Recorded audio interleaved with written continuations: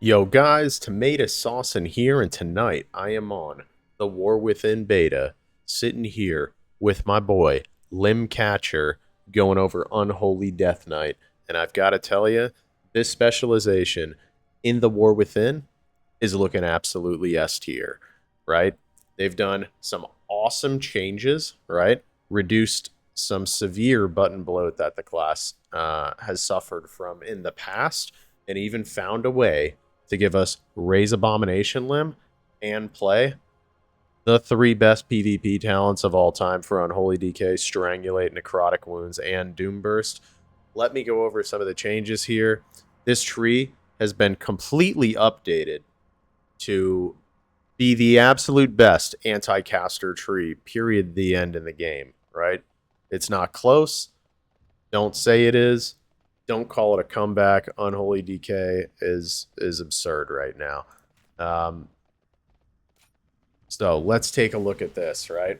Let's see why this class is the absolute best anti-caster class in the game, period, the end, right? So we'll go to the updates on the class tree first. You're going to see this talent, this capstone node called Null Magic.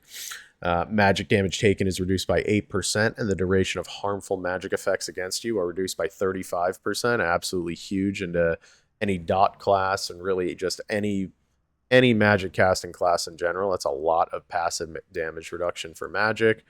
Um, when you pull an enemy, the damage they deal to you is reduced by 6% for 6 seconds. So, 6% more damage that you're, setting up on a wall.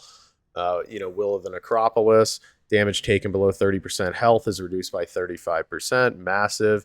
And then let's check out Vestigial Shell. Casting Anti-Magic Shell grants 2 nearby allies a lesser anti-magic shell that absorbs up to 300,000 magic damage and reduces the duration of harmful magic effects against them by 50%. So this is pretty massive. Every time you cast AMS, you've got it on all your boys. And then if you look at Runic Protection, this is really good into physical classes, but all classes in general, because of the first piece here, your chance to be critically struck is reduced by 3%, and your armor is increased by 6%. So a massive little node here. And then again, Unholy Endurance increases Lichburn duration by 2 seconds, and while active, damage taken is reduced by 15%. So you're going to get that extra wall there.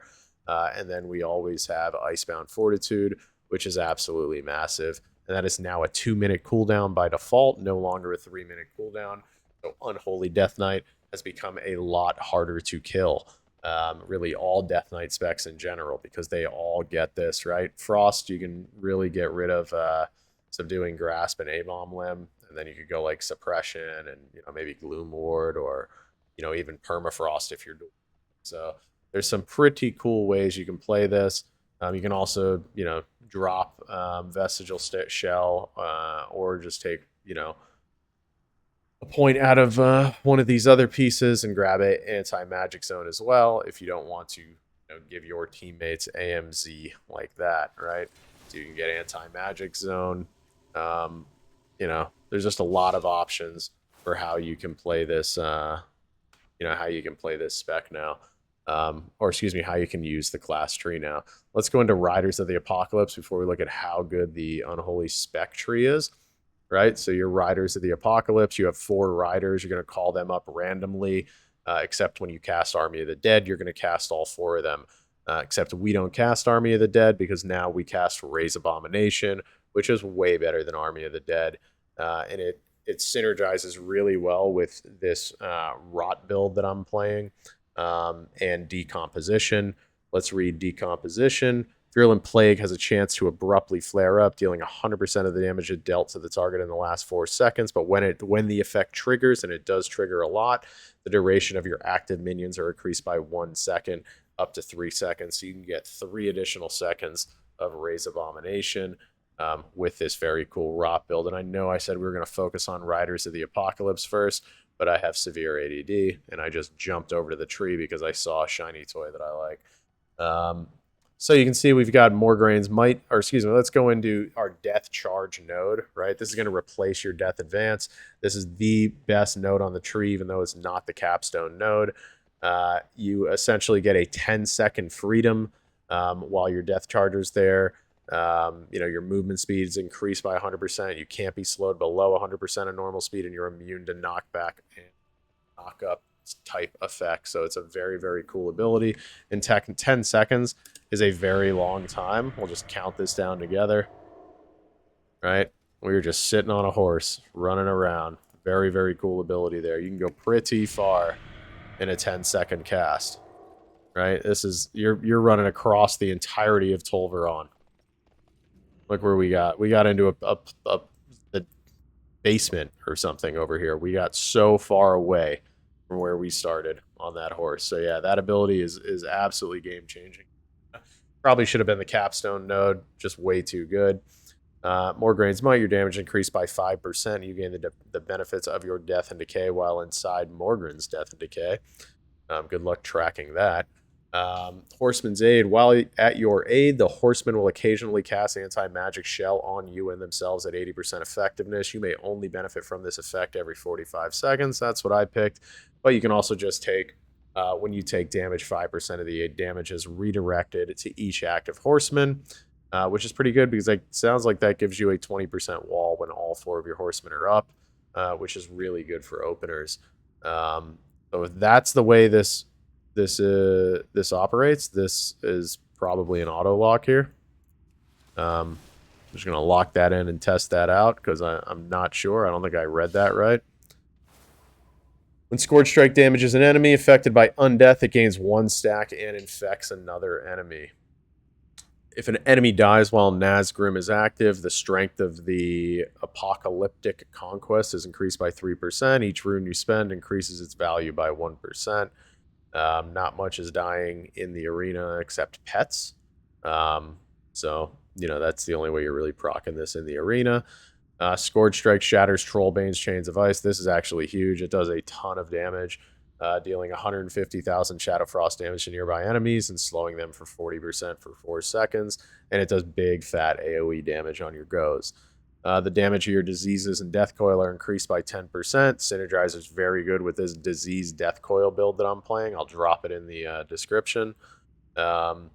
When you have 2 or more horsemen aiding you, your runic power spending abilities deal 20% increased damage, so 20% increased damage on death coil, or every 50 runic power you spend extends the duration of the horseman's aid in combat by 1 second up to 5 seconds. So you get 5 more seconds of horsemen out there, which could be really good on this wall in your opener.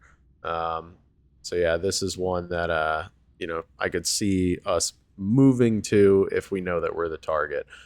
Scourge Strike deals 15% damage, increased damage, and the cooldown of your death and decay is reduced by 10%, so you're just doing bigger damage Scourge Strikes here. And then Army of the Dead and Frostworm's Fury call on all 4 horsemen to aid you for 20 seconds. So what does the opener look like here? Usually what I'm going to do is I'm just going to cast... before I even get into this, I want to show you guys passive pets. Make sure they're on assist, because for some reason, if you have your pets on passive, they just usually won't attack anymore. I don't understand that. I have pet attack in my macros. It's always worked up until the beta, so that's cool. But usually I'll drop an A-bomb limb, drop in my Abomination, go in with Unholy Assault, into my Dark Transformation, into my Apocalypse, drop this guy down, add wounds, burst wounds, spam death coils, right? And you're just pumping at this point. So pretty standard rotation once you get it all going. And what's really nice, one of the biggest quality of life aspects of this that they fixed, you can see my diseases are getting renewed, or they were getting renewed by my... Yeah, they are still getting renewed by my A-bomb. But they also get renewed by your ghoul whenever you press Dark Transformation, because they built Unholy Blight into your Dark Transformation. Yes, that's right. They are getting rid of the bloat and the nonsensical keep binds. Check this out. Boom, Dark Transformation. All your diseases are up. You're pumping. Your Unholy Blight debuff is up.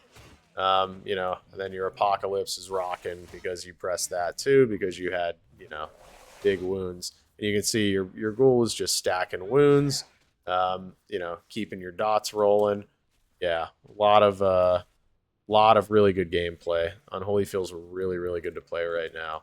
And I can only imagine continuing to get better, as you get more gear, um, etc. So, yeah, what comps do I think Unholy will go really well with? I think Unholy Shadow Priest is going to be a very difficult comp to deal with. I could see, that's my top pick for DK caster. Unholy Destro Lock could also be very good.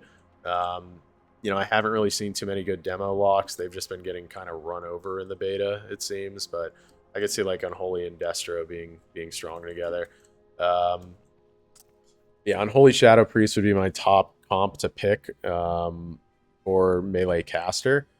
Shadow Priest probably running Halo, just because Halo is big, big rot damage, and Unholy is big, big rot damage. Um, yeah, so that's what I would say here. Then for melees, I think TSG will be wild.